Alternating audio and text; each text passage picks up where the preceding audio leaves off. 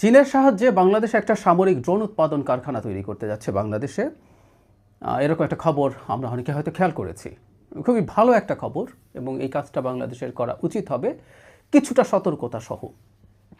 কেন উচিত হবে সেটা নিয়ে কয়েকটা কথা বলা দরকার। আমরা দেখলাম যে প্রাথমিক আলোচনা চলেছে, বাজেটও ঠিক হয়েছে 608 কোটি টাকা, যেটা 4 অর্থ বছরে পরিশোধ করা হবে। আমরা পৃথিবীটার বর্তমান যে পরিস্থিতি দেখছি, পৃথিবী খুব খারাপ দিকে যাচ্ছে। পৃথিবীর ন্যূনতম যতটুকু আইন কানুন ছিল, রুল বেসড অর্ডারের কথা বলছি, সেটা ক্রমাগত ভেঙে পড়ছে। এই ভেঙে পড়ার কারণে আমরা আসলে প্রতিরক্ষা সক্ষমতা অনেক বাড়াতে হবে, কারণ অনেক দেশ এখন অনেক অ্যাডভেঞ্চারাস কাজ করবে যেগুলো আগে চিন্তা করেনি। এটা কেউ কেউ মাদুরোকে তুলে আনা নিয়ে বলছেন, আমি এটা একেবারেই সঠিক মনে করি না। এই ঘটনা ঘটেছে আসলে 22 সালে, যখন পুতিন ইউক্রেন আগ্রাসন শুরু করেন এবং ইউক্রেনের 20% ভূমি নিজ দেশে অ্যানেক্স করে নেন। ইউক্রেনের 20% মানে প্রায় বাংলাদেশের সমান। ইউক্রেন বাংলাদেশের 5 গুণের মতো বড়, কাছাকাছি। সুতরাং এত বড় একটা ভূমি সে দখল করে নিজের নামে অ্যানেক্স করে নিয়েছে। এর আগে 14 সালে ক্রাইমিয়া করেছিল, এটা একটা ছোট জায়গা, কিন্তু এই পুরো জায়গাটাকে করে ফেলা হয়েছে। ফলে ন্যূনতম যে রেড লাইনটা ছিল, মানে পরাশক্তিগুলো রুল বেসড অর্ডারের কথা বললেও তারা যেটা খুব একটা মানে টানে না, এটা আমরা জানি, পরাশক্তিগুলো এগুলো ভাঙে। কিন্তু কতগুলো রেড লাইন ছিল, রেড লাইনগুলো ভাঙতে শুরু হয়েছে। এখন ট্রাম্প তো রীতিমতো গ্রিনল্যান্ড দখল করে নেবেন, উনি কিউবাকে হুমকি দিচ্ছেন, তিনি কলম্বিয়াকে হুমকি দিচ্ছেন। এই ঘটনাগুলো তো ঘটছে। মাদুরোকে তো তুলে নিয়ে আসলেন, নিজকে অস্থায়ী প্রেসিডেন্ট ঘোষণা করেছেন। তো মোদির একটু খায়েশ হতে পারে ভারত বাংলাদেশ সম্পর্কে কীভাবে ভাববে, তার যে হুমকি সেটা সে বাড়ানোর চিন্তা করতে পারে, তার রেটরিক আরও অ্যাগ্রেসিভ করে তুলতে পারে, বিশেষ করে যখন ভারতে একটা ফ্যাসিস্ট সরকার ক্ষমতায় আছে। আমাদের প্রতিরক্ষা সক্ষমতা বাড়াতে হবে। এখন সমস্যাটা যে জায়গায়, সেটা হচ্ছে আগে পৃথিবীতে যেভাবে কনভেনশনাল ওয়ারফেয়ার চলতো, সনাতন যে যুদ্ধ, মানে পারমাণবিক অস্ত্রের বাইরে যে যুদ্ধ চলতো, তাতে একটা দুর্বল দেশের জন্য খুবই টাফ ছিল কোনো শক্তিশালী দেশের বিরুদ্ধে ফাইট করা, কারণ এগুলোকে যুদ্ধের ভাষায় অ্যাসিমেট্রিক ওয়ার বলে। মানে তার এত বেশি সক্ষমতা আছে, তার কাছাকাছি বা শেয়ানে কিছু করা আমাদের জন্য খুবই কঠিন হয়ে পড়তো। এটা সত্যি।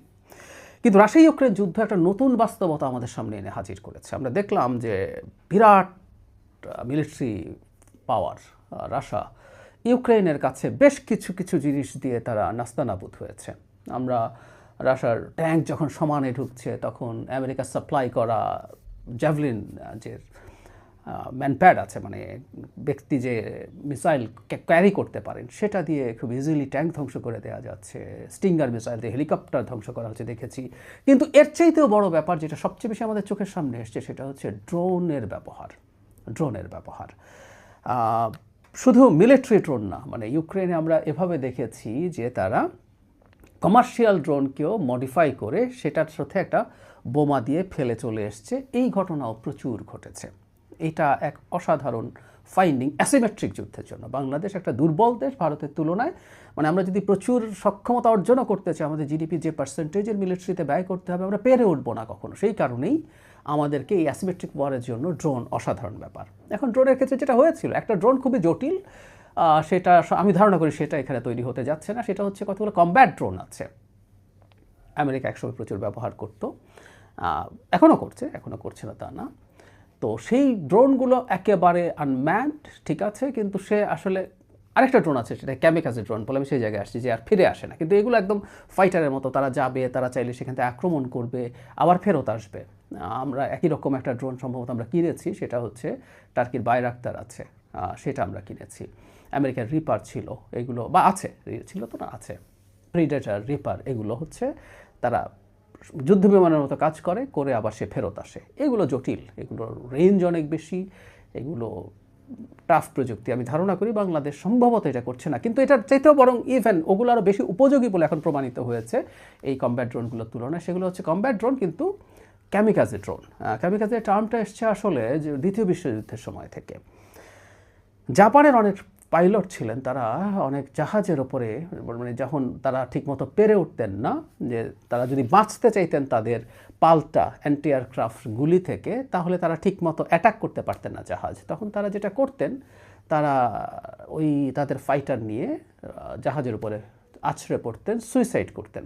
এতে যেটা হতো, জাহাজের উপর যখন পড়ছেন, ওই ফাইটারের যত গোলা বারুদ আছে সবগুলো দিয়ে ওই জাহাজটা ধ্বংস করতে নিজের জীবন দিয়ে দিতেন। মানে আত্মহত্যা করছেন, এরকম একটা পাইলটকে দিয়ে চালিত প্লেন, ওখান থেকে এই কামিকাজে শব্দটা এসছে। এখন যেটা হচ্ছে, তাহলে কতগুলো ড্রোন তৈরি হয়েছে যেগুলো নিজে উড়ে যাবে, নিজে টার্গেট দেখবে, তার ক্যামেরা আছে, এখান থেকে গিয়ে সে নিজে গিয়ে আছড়ে পড়বে টার্গেটের ওপরে এবং সে নিজে ধ্বংস হয়ে যাবে।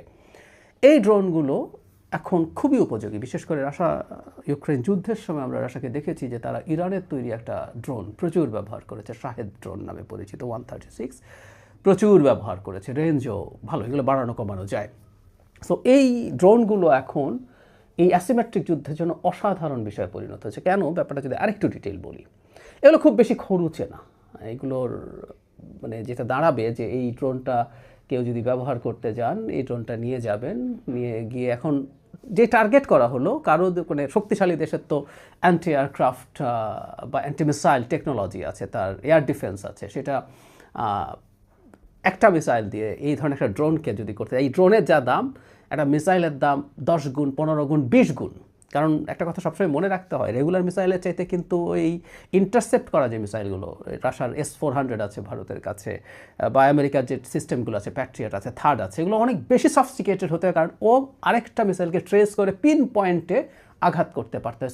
সো এগুলো সবসময় অনেক বেশি সফিস্টিকেটেড এবং এগুলো অনেক বেশি দামি হয়ে থাকে।